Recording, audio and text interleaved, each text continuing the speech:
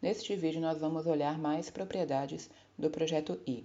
A primeira coisa é olhar como é que inicia a aplicação. Então, se a gente entra lá na pasta projeção, né, do projeto, e dentro da pasta web a gente vai ter lá o arquivo index, né? Toda aplicação PHP inicia aí por algum arquivo index. Se a gente abre o código desse arquivo, lá no web, index, a gente vai ter somente esse código aqui que faz todo o start da aplicação. E o que ele fala aqui dentro? Primeiro, ele define algumas variáveis. Essa primeira aqui define se você está em depuração ou não. Se você marca verdadeiro, o ideal é que seja verdadeiro somente enquanto você estiver em desenvolvimento, ele vai criar logs, vai te dar mais informações sobre a depuração.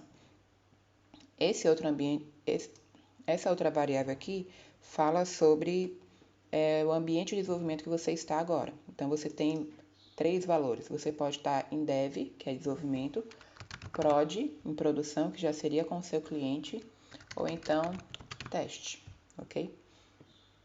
E aí, o que vai diferenciar você colocar um ou outro valor nessa variável são as informações que ele vai gerar para você que te ajudam no desenvolvimento e informações que ele vai bloquear se estiver em produção, se já estiver em funcionamento no seu cliente. Para vocês verificarem aqui, ó, eu mantendo aqui como verdadeiro e aqui como dev, quando a gente visualiza a aplicação, a gente tem acesso a essa barra aqui inferior.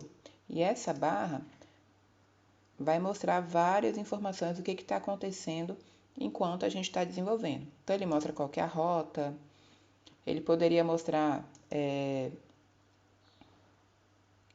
ele mostra o log de mensagens, ele mostra qual a configuração atual, coisas que estão acontecendo no banco de dados. Por exemplo, essa tela aqui não constou nada no banco de dados, mas vocês conseguiriam usar esse recurso para, em uma tela que consulta o banco de dados, quais são as consultas que estão acontecendo. Então, isso facilita muito para ver se a consulta está sendo enviada com o código correto, entre outras várias configurações.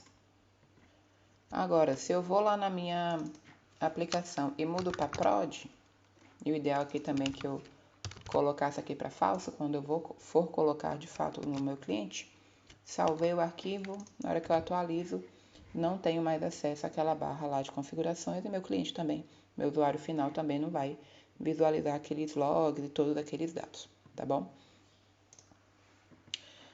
Depois que, voltando aqui para True, enquanto a gente estiver desenvolvendo e para ambiente de desenvolvimento, ele vai carregar aqui toda a biblioteca lá da pasta Vendor, que inicia, né, que puxa todas as configurações do i.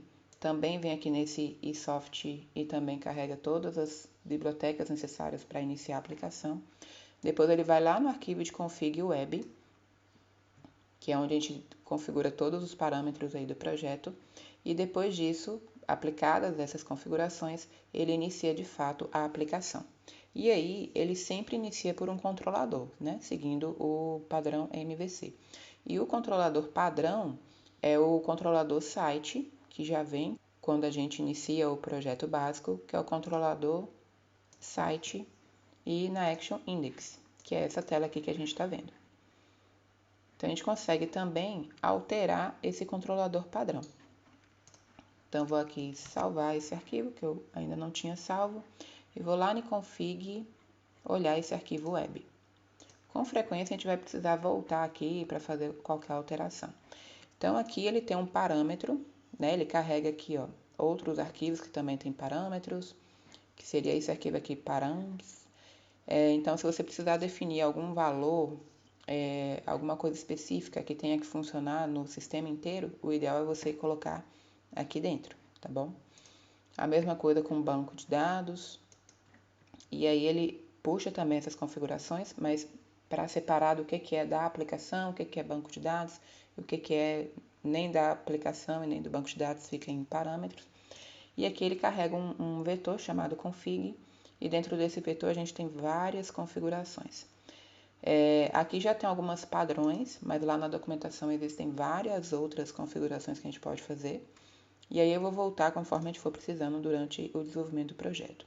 Vocês vão olhar aqui também que dentro desse vetor tem um outro vetor chamado componentes, que vai definir cache, que vai definir o tipo de usuário, qual classe vai usar para criar o acesso aos usuários. A gente vai voltar isso depois. E aqui eu quero fazer com vocês o seguinte, mudar a rota padrão. O padrão, sem a gente precisar escrever nada, já está lá dentro daqueles arquivos autoload e PHP, site/index. Então, a gente vai mudar isso e falar o seguinte, a gente coloca essa configuração, default route, e aqui a gente coloca o nome do controlador e da action que a gente quer que seja a principal, né? Que seja a rota padrão. Eu vou mudar aqui para essa rota aqui, ó, site login.